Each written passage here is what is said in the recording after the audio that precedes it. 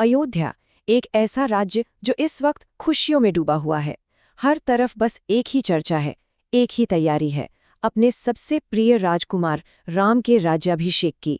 पूरा शहर जश्न मना रहा है, रोशनी से जगमगा रहा है। लेकिन महल की उन्हीं ऊंची दीवारों के पीछे एक ऐसा तूफान पनप रहा था जो सब कुछ हमेशा के लिए बदलने वाला था। ये शब्द हैं राजा दशरथ के।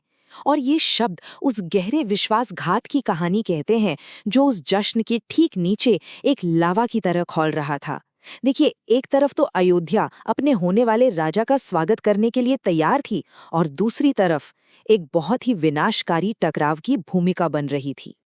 तो चलिए इस कॉन्ट्रास्ट को, इस विरोधाभास को और गहराई से देखते हैं।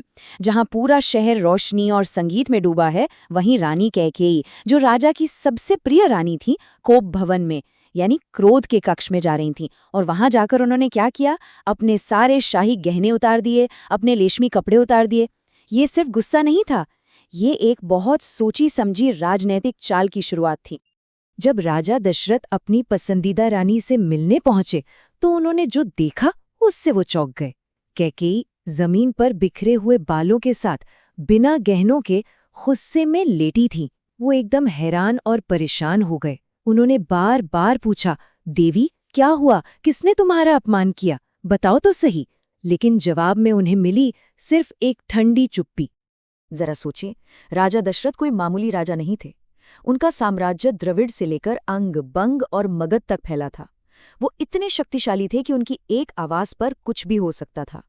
उन्होंने कैकेयी से कहा कि वो जो चाहे मांग सकती हैं, वो उसे तुरंत पूरा करेंगे। पर सवाल ये है कि इतने शक्तिशाली राजा की सबसे बड़ी कमजोरी क्या हो सकती है? शायद उसका अपना दिल। इन शब्दों में राजा दशरथ का अपनी रानी के लिए गहरा स्नेह और उनकी असीमित शक्ति दोनों साफ दिखती है। वो अपनी रानी को खुश करने के लिए सच में कुछ भी करने को, कोई भी कीमत चुकाने को तैयार थे। लेकिन यही प्यार, यही स्नेह उन्हें इस बात से अंधा बना रहा था कि वो एक भावनात्मक पल में असल में एक राजनीतिक जाल में फंसते जा रहे हैं। लेकिन कैकेयी की ये जो ताकत थी, ये कोई नई नहीं थी। इसकी जड़ें बहुत बहुत पुरानी थी, एक ऐसे कर्ज में जो राजा ने अभी तक चुकाया नहीं था।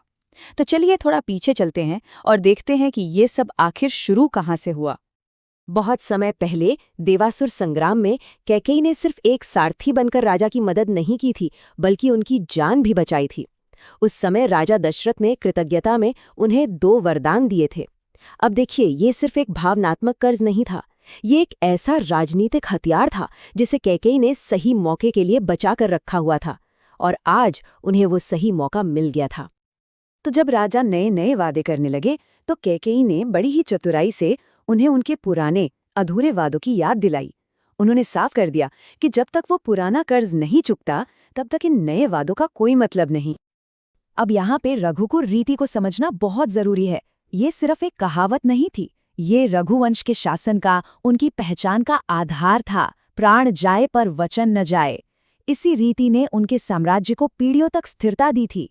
लेकिन आज यही उनकी सबसे बड़ी कमजोरी बनने वाली थी। एक ऐसा नियम जिसे तोड़ा नहीं जा सकता, चाहे कीमत कुछ भी क्यों न चुकानी पड़े। और यहीं पर राजा ने वो सबसे बड़ी गलती कर दी। अपनी बेताबी में, अपनी जल्दबाजी में उन्होंने उस एक व्यक्ति की कसम खा ली जिसे वो दुनिया में सबसे ज्यादा प्यार करते थे, राम की। ये एक ऐसा वचन था जिसे तोड़ा नहीं जा सकता था।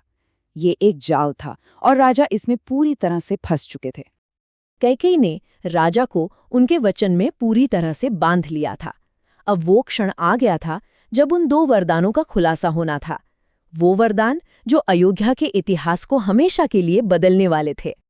कैकेयी की पहली मांग उस जश्न पर एक सीधा और करारा प्रहार थी जिसकी तैयारी पूरा राज्य कर रहा था। ये पहला झटका था। सिंहासन उस राजकुमार के लिए नहीं जिसे सब प्यार करते थे, बल्कि कैकेयी के अपने बेटे भरत के लिए। ये सिर्फ सिंहासन का बदलना नहीं था, ये सत्ता के केंद्र को बदलने की पहली और सबसे जरूरी चाल थी। राजा दशरथ ये सुनकर सन्न रह गए, लेकिन ये तो बस शुरुआत थी। इसके तुरंत बाद कैकेयी ने अपनी दूसरी और इससे भी ज्यादा चौंकाने वाली मांग सामने रखी।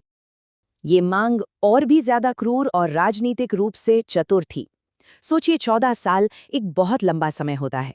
इतना लंबा कि एक लोकप्रिय राजकुमार को लोगों की यादों से मिटा दिया जाए और एक नए शासक को पूरी तरह से स्थापित कर दिया जाए। ये सिर्फ राम को सिंहासन से दूर करना नहीं था, ये उन्हें लोगों के दिलों से निकालने की साजिश थी।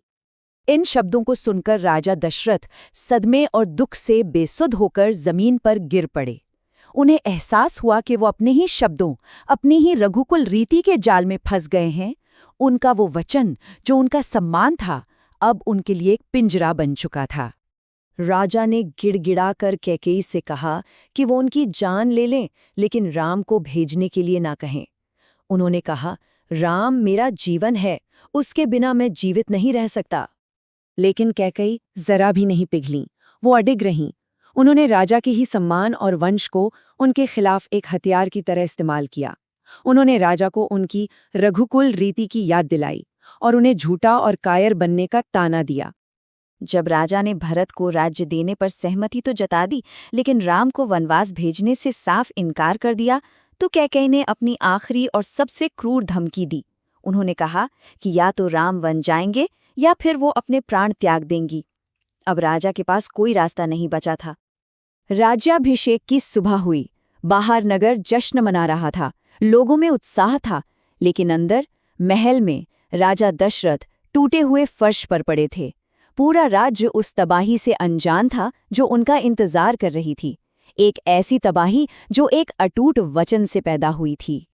तो यहाँ आकर हम देखते हैं कि कैसे सम्मान का एक महान आदर्श, जो किसी वंश की नींव होता है, वही उसी वंश के विनाश का कारण बन सकता है। यहाँ वचन एक नैतिक सिद्धांत से ज्यादा एक राजनीतिक हथियार बन गया, जिसका इस्तेमाल एक परिवार को, एक राज्य को तोड़ने के लिए किया गया। और ये हमें इस कहानी की सबसे बड़ी नैतिक दुविधा पर लाकर खड़ा कर देता है। जब किसी वचन को निभाने की कीमत इतनी बड़ी हो, इतनी विनाशकारी हो, तो क्या उसे निभाना ही असली सम्मान है? इस पर विचार जरूर कीजिएगा।